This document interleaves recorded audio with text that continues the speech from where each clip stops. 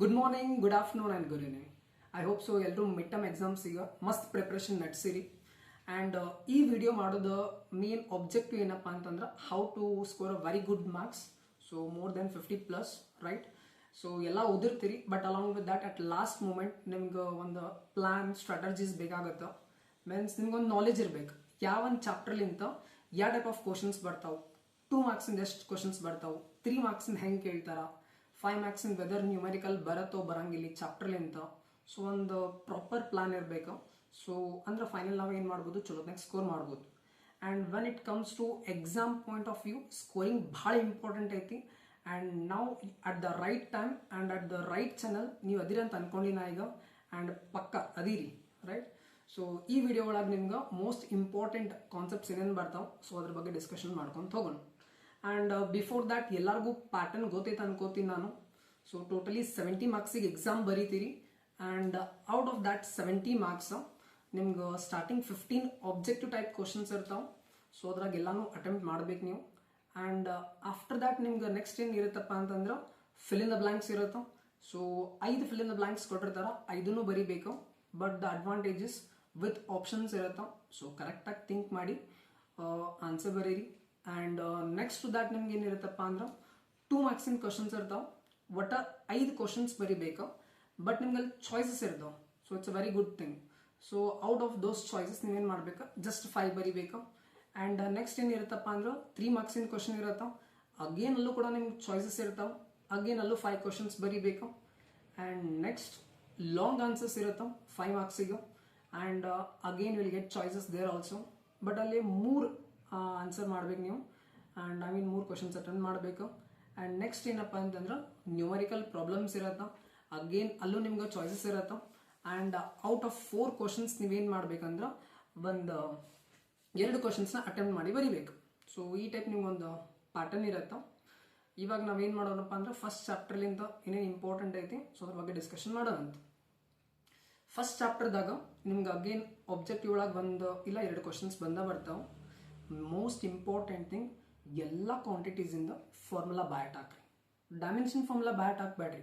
ನಿಮ್ಗೆ ಫಾರ್ಮುಲಾಸ್ ಗೊತ್ತಿತ್ತಂದ್ರೆ automatically dimension formula ಬರೀತೀರಿ. ಸೊ ಅದ್ರ ಮೇಲೆ ಕ್ವಶನ್ಸ್ ಬರುತ್ತೆ ನಿಮ್ಗೆ. ಇಲ್ಲಪ್ಪ ಅಂತಂದ್ರೆ ಸಿಗ್ನಿಫಿಕೆಂಟ್ ಫಿಗರ್ಸ್ ಮೇಲೆ ಒಂದು ಕ್ವಶನ್ ಬರ್ಬೋದು. ಆ್ಯಂಡ್ ರೂಲ್ಸ್ ನೆನಪಿರ್ಬೇಕು ನಿಮ್ಗೆ ಸಿಗ್ನಿಫಿಕೆಂಟ್ ಫಿಗರ್ಸಿಂದ. ಸೊ ದಟ್ ನಿಮ್ಗೆ 2 ಮಾರ್ಕ್ಸ್ ಕ್ವಶನ್ದಾಗೂ ಹೆಲ್ಪ್ ಆಗುತ್ತೆ. And even in objective also. And next ಇಲ್ಲಿ ಏನು ಕೇಳ್ಬೋದಪ್ಪ ಅಂತಂದ್ರೆ ಮೋಸ್ಟ್ ಇಂಪಾರ್ಟೆಂಟ್ ಸಪ್ಲಿಮೆಂಟ್ರಿ ಯೂನಿಟ್ಸ್. ಅದ್ರೊಳಗೆ 2 ಬರ್ತಾವೆ ನೋಡ್ರಿ. ಒಂದು ಪ್ಲೇನ್ ಆಂಗಲ್ ಅಂತ ಬರುತ್ತೆ, ಇನ್ನೊಂದು ಸಾಲಿಡ್ ಆಂಗಲ್ ಅಂತ ಬರುತ್ತೆ. ಅವ್ರ ಮೇಲೆ ಏನಾರು ಕ್ವಶನ್ಸ್ ಕೇಳ್ಬೋದು. ಮೋಸ್ಟ್ ಆಫ್ ದ ಟೈಮ್ಸ್ ಇದ್ರ ಮೇಲೆ ಕ್ವಶನ್ ರಿಪೀಟ್ ಆಗೈತಿ. ಸೊ 2 ಕ್ವಾಂಟಿಟೀಸ್, ಅದರದ್ದು ಯೂನಿಟ್ಸ್, ಸೊ ಅದ್ರ ಬಗ್ಗೆ ಎಲ್ಲ ಒಂದು ಸ್ವಲ್ಪ ಇನ್ಫಾರ್ಮೇಷನ್ ಇರಬೇಕು, ನಾಲೆಜ್ ಇರಬೇಕು ನಿಮ್ಗೆ. ಆ್ಯಂಡ್ ನೆಕ್ಸ್ಟ್ ಏನಪ್ಪ ಅಂತಂದ್ರೆ 3 ಮಾರ್ಕ್ಸ್ ಒಳಗೆ ಅಪ್ಲಿಕೇಶನ್ಸ್ ಬರ್ತಾವೆ.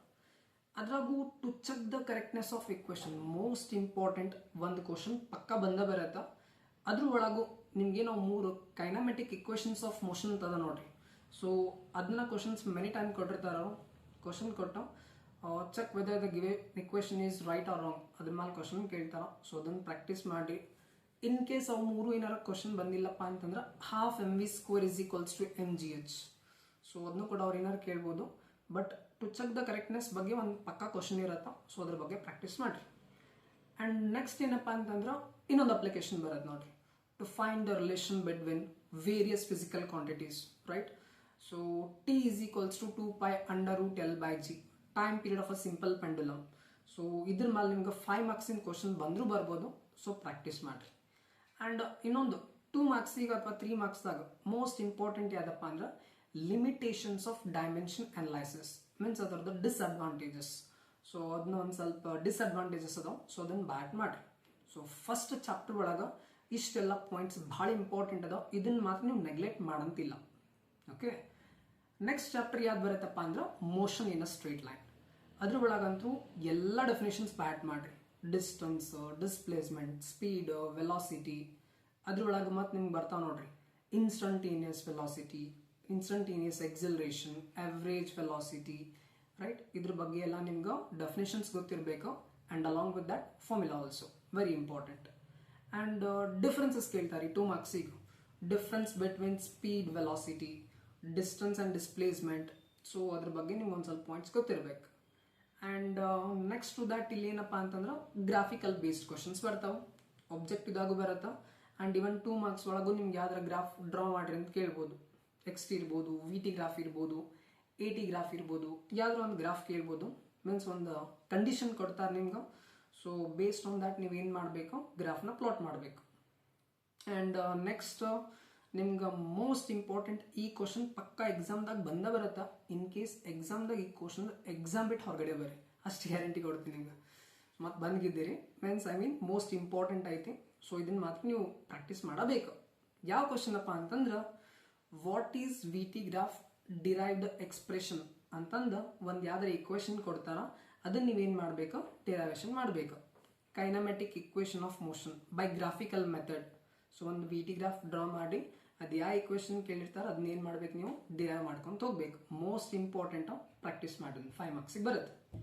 ಆ್ಯಂಡ್ ನೆಕ್ಸ್ಟ್ ಇದ್ರಾಗ ಏನಪ್ಪ ಅಂತಂದ್ರೆ ಓಕೆ ಇಷ್ಟಂತರೂ ಮೋಸ್ಟ್ ಇಂಪಾರ್ಟೆಂಟ್ ಐತಿ, ಇದನ್ನು ಫೋಕಸ್ ಮಾಡಿರಿ. ಸೊ ನೆಕ್ಸ್ಟ್ ಚಾಪ್ಟರ್ ಯಾವ್ದಪ್ಪ ಅಂತಂದ್ರೆ motion in a plane. Motion in a plane ಒಳಗೆ ನಿಮ್ಗೆ ಸ್ಟಾರ್ಟಿಂಗ್ ಸ್ಕೇಲಾರ್ಸ್ ಅಂದ್ರೇನು, ವೆಕ್ಟರ್ಸ್ ಅಂದ್ರೇನು, ಇದ್ರ ಬಗ್ಗೆ ನಿಮ್ಗೆ ಡೆಫಿನೇಷನ್ಸ್ ವಿತ್ ಎಕ್ಸಾಂಪಲ್ ಗೊತ್ತಿರಬೇಕು. ಆ್ಯಂಡ್ ಅದ್ರ ಒಳಗೂ unit vector most important.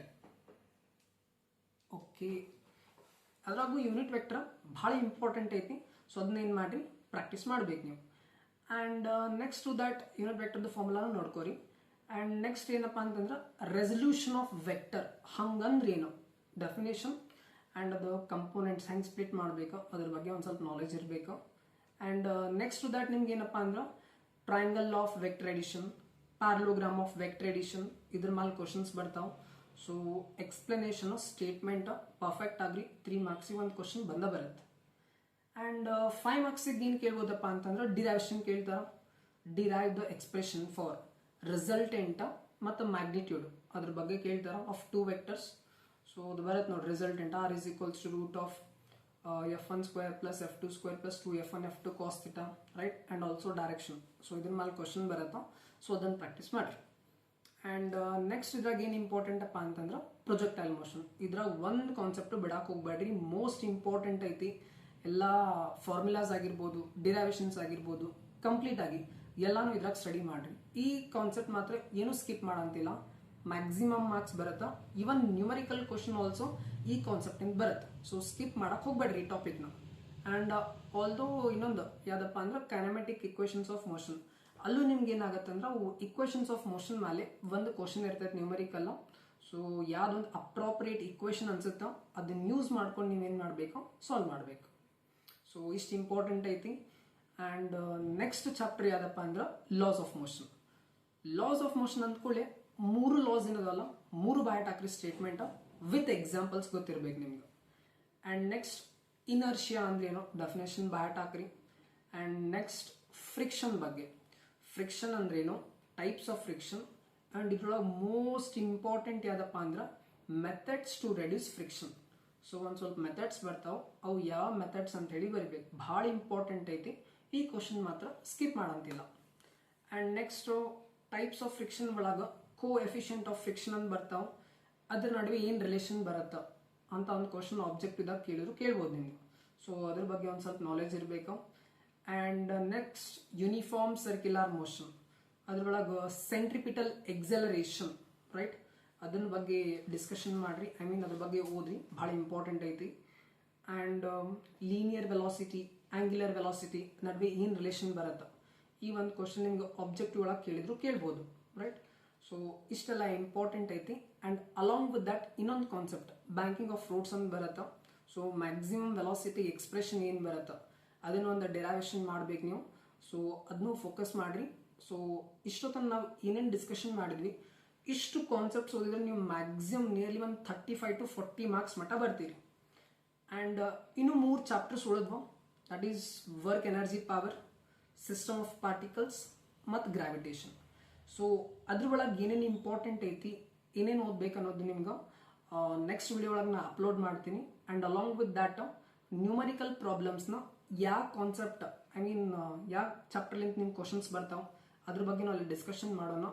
So till that ಈ ವಿಡಿಯೋ ಒಳಗೆ ಏನೇನು ಡಿಸ್ಕಷನ್ ಮಾಡಿವಿ ಅದು ಭಾಳ ಇಂಪಾರ್ಟೆಂಟ್ ಐತಿ, ಎಕ್ಸಾಮ್ ಪಾಯಿಂಟ್ ಆಫ್ ವ್ಯೂ ಅಂತ ಭಾಳ ಇಂಪಾರ್ಟೆಂಟ್ ಐತಿ. ಸೊ ಅದನ್ನೆಲ್ಲ ಸ್ಟ್ರೆಸ್ ಮಾಡಿರಿ. and keep preparing well. Thank you.